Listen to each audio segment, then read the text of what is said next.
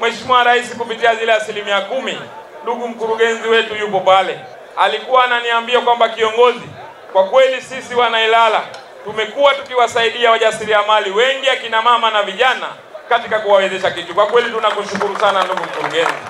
Lakini kipekee niendelee kuwaomba sana ndugu zangu wananchi, tumefika katika eneo hili tumejionea mambo mawili. Jambo la kwanza, tumejionea jinsi gani ya soko letu la Feri tunavyoendelea kutunza mazingira ya soko letu, naomba tujipigie makofi mengi sana. Lakini jambo la pili, tumejionea mradi mkubwa, mradi wa kisasa ambao kwa kweli unaenda kuunga mkono kwa 100% kampeni ya Daktari Samia Suluhu Hassan juu ya kuhamasisha utumiaji wa nishati safi ya kupikia kwa maana ya gesi. Naomba tupige makofi mengi sana.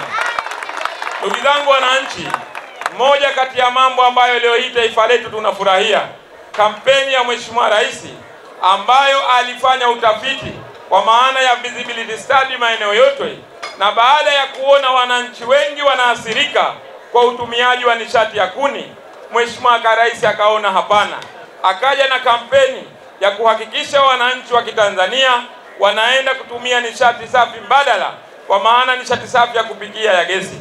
Na nyinyi wengi wenu ni mashuhuda, hasa wananchi wa eneo hili la Ilala. Nadhani miezi mitatu nyuma iliyopita hapo walikuja viongozi wa kidunia na Afrika kuja kujifunza Tanzania Mheshimiwa Rais anawezaje kuanzisha kampeni ya nishati safi ya kupikia hapa nchini kwetu Dar es Salaam. Mpigeni makofi Mheshimiwa Rais wetu.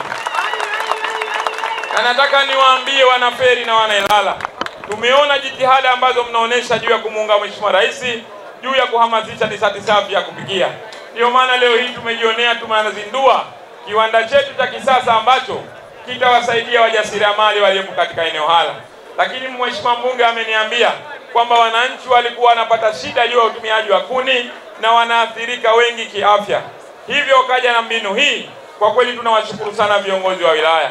Lakini pia nataka niwaambie ndugu zangu wana Feri, kampeni hii ya Mheshimiwa Rais ya kuhakikisha utumiaji wa nishati safi ya kupikia nchini kwetu ni moja kati ya mambo ambayo Mheshimiwa Rais anahitaji ikifika 2030 zaidi ya wananchi 90% wawe wote wa Kitanzania wanatumia nishati safi ya kupikia, na hayo yanawezekana kwa sababu yeye ndiye alianzisha mfano juu ya swala hilo. Naomba mpigeni makofi mengi sana.